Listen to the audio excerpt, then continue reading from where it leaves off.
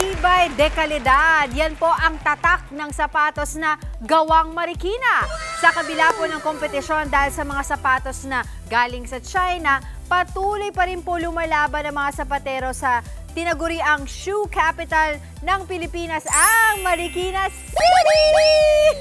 Kaya naman nararapat lang po na i-flex natin ang gawang Marikina, gawang Pinoy. Kita tayo kasama si Agatha, ang third generation co-owner ng Showmanship Marikina. Good morning, kapatid! Good morning po, Miss Angela. Good morning, kapatid. At kasama din natin si Lady. Lady Shane. Mamaya tuturuan tayo ni Lady Shane na paano ba alagaan ang mga leather. Pero first and foremost, Aggie, tama ba? Aggie I can po, call yes you po. Aggie. Sure Ano po. po ba ang sekreto? Bakit po tumagal ng ganitong katagal yung inyong pong negosyo? Mahigit isang dekada. Yung business po kasi namin, ang nagta-thrive po talaga siya sa loyalty po ng customers namin. So, ang masasabi ko po dito na naging secret po namin is nakikinig po talaga kami sa customers namin, and we are very, I guess, we're very responsive on the market demands. Kasi ang in po natin ngayon, let's say, mga comfort with style, ganun po. So, parang yung mga design na pinapublish po namin or pinaproduce, parang mga ergonomic, mga sleek, mga easy to wear, yun po kasi yung hanap nila ngayon. So mga Comfort and style yes together. po, exactly. Also, versatile po yung designs namin. So parang yung mga pang black shoes po namin, very comfortable din po talaga siya to wear. And parang pwede siya for school, for office. Kumbaga, hindi mahirap iternohan. Exactly, kumbaga. exactly po, Miss Angela. Pero I love what you said, loyalty ng customers. No? Opo. Kasi hindi babalik yung customer sa'yo kung hindi nila nagustuhan yung kalidad ng sapatos. Tama po, tama po. Tama, diba? Pero ano po ba yung kwento sa likod po nito, no? Na tumagal, paano po nagsimula? Sino ang nag-pioneer ng ganitong negosyo sa inyong pamilya? So, ang nag-pioneer po ng business namin ay yung dad ko po talaga. Ayan si Daddy, mamaya makasama natin siya eh. Nakikita ko, nakilala ko siya kanina. Sige, kwentuhan mo kami. So, nag-start po to ng 1994. Back then po, maliit lang po talaga na manufacturing store yung meron yung parents ko. Then over the years, may market shifts tayo. Nakakasabay naman po. May benta tayo, minsan matumal. Pero ayun po, so parang yung biggest struggle po kasi namin was the pandemic. I can imagine. Nung pandemic po, nag-close po talaga yung business namin. Hence, nagkaroon po tayo ng Showmanship Marikina online store. At doon na po nagsimula yung digital transition. Iyon. So, talaga sa isang negosyo, sa kahit anong laban mo sa buhay, talagang hahamunin ka, no? Pero yung pag-response mo, kung paano mo lalabanan yung hamon sa buhay, tama po yun yung pinaka-importante. Ngayon, ang tanong na ating mga kapatid, magkano ba ang puhunan pag ganito ang klase ng iyong negosyo? So, nung pandemic po, nagsimula ulit po kami ng panibagong brand along with my siblings. Ang puhunan po namin was 30,000 pesos, and then we used a few leftover materials from our previous production na hindi po namin na-produce and hindi nabenta sa tindahan kasi nga po nagka-lockdown tayo. Ayun po. Tapos, naalala ko po noon, Facebook page lang po talaga yung meron kami. At paunti-unting post ng picture. Noon po, nag-aaral pa po kami how to take good product photos. But tsaka naalala ko po, manually po kami nagre-reply sa inquiries. Wala diba? pang automated. Talagang pasapasahan lang yung magkakapatid. Tsaka alam mo talagang iniintindi nyo kung ano yung sinasabi ng customers. At saka maganda pa dito kasi, of course, I'm sure yung mga loyal customers nyo, kahit nag-online kayo, ay tumatangkilik din sa inyo. Pero ang maganda dito ay nakakuha pa kayo ng iba pang mga customers mula sa online.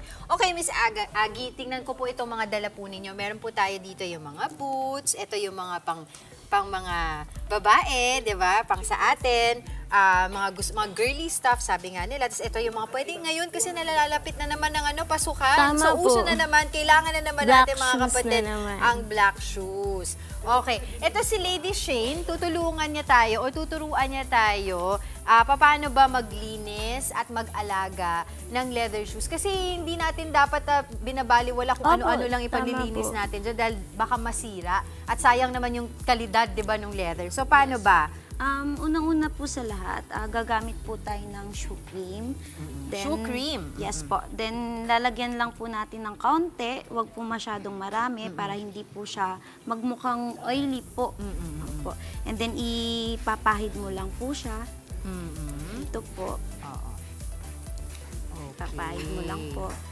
And then, paalala po sa lahat na di po talaga dapat po siya mabasa. Oo. Pero kung sakali pong hindi po natin maiwasan, mabasa po natin ang ating leather, pwede naman po nating labhan.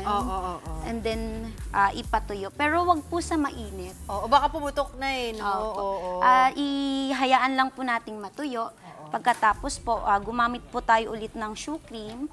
And then, para pong magmukhang bago na po Paano siya. po pag sa mga kapatid po natin, hindi available yung shoe cream? Medyo parang baka extra expense po sa kanila yon, extra gastos. Pwede po ba yung mga sponge na ganito or basahan lang, pamunas, pwede na rin? Yes po, pwede na. ayan. Basta malinis lang po yung ating basahan. Okay. Sige, maraming salamat po sa inyo, Lady Shane. So, balikan natin si Miss Aggie. Ang ating mga kapatid ay very interested kung magkano na daw kinikita ng ganitong klaseng negosyo. Through our consistent online presence po at syempre yung sales from Lazada and Shopee.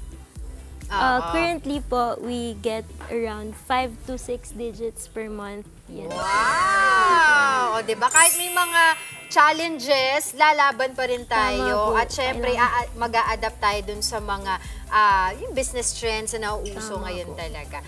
Siguro, bago tayo magpaalam, ano na lang yung business lesson na pwede mong i-share sa ating mga kapatid na nais din magnegosyo katulad mo?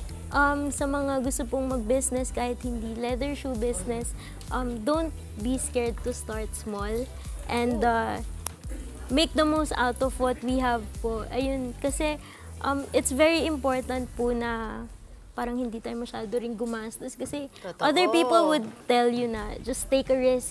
Pero kasi in our economy today, hindi rin po natin maiiwasan na manghinayang dun sa mga losses natin. So, calculated risk po and if you really want the craft, you have to learn it through talaga from bottom to up.